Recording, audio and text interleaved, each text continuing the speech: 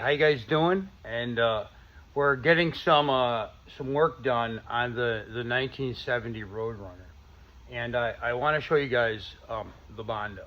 Okay, now some areas like here, the Bondo is thick. It was thick all over this quarter panel. We're looking at the driver's side quarter panel here, and basically I ground it off. It was extremely thick. So when you guys are restoring a car, this is one thing I've learned over restoring many cars in my life, that the less Bondo, the better. You think, hey, I'll slap on Bondo and I can mold it into whatever shape I want. And that's just not what you got to do.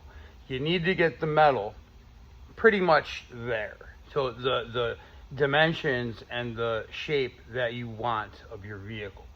Once the metal is there, you can put a very fine layer of Bondo, a skim, like we're saying a credit card thickness. You do not want to go more than that. Even a credit card, in my opinion, is a lot. And that's how you can, really get your line perfect. So that little bit of Bondo will get rid of any imperfections, because you're not stamping out a new sheet steel for this vehicle. Whoever had this vehicle before me just slapped Bondo on it and basically, sanded it into the shape they wanted. I mean, you could make Michelangelo's David with Bondo, but it's Bondo. It isn't marble, and there's no point in restoring a vehicle to make it beautiful and having, 500 pounds of Bondo on it. You want it to be metal. I mean, that's just this is something that you all learn, or you will learn as you restore vehicles, right? So anyways, if you look, we can see we have some primer. Primer a lot of times back in the 80s was red.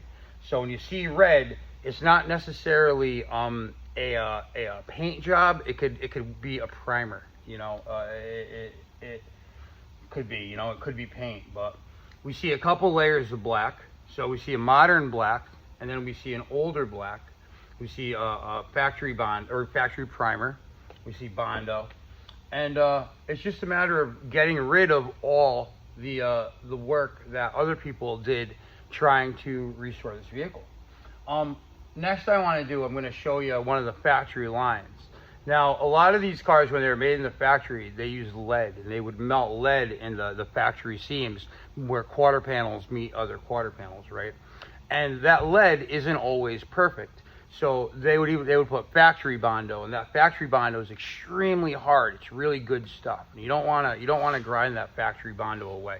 Let's see if we could get you without my camera being too bouncy. Now here, this is a factory seam. It's where this roof line meets this quarter panel. And right now, you see some aftermarket Bondo in it.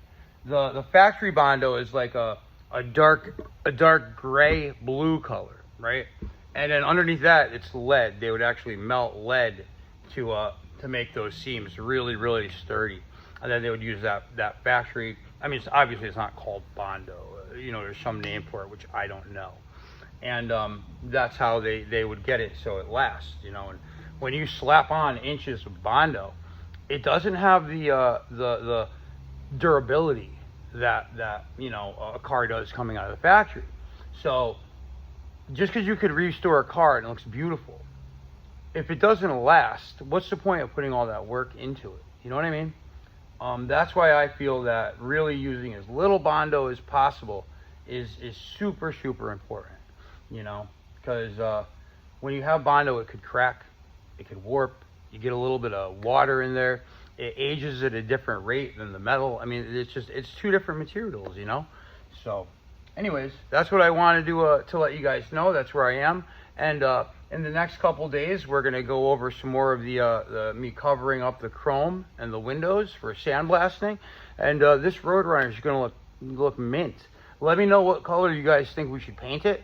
A red is what I'm thinking of, And yeah, so God bless. Talk to you guys soon.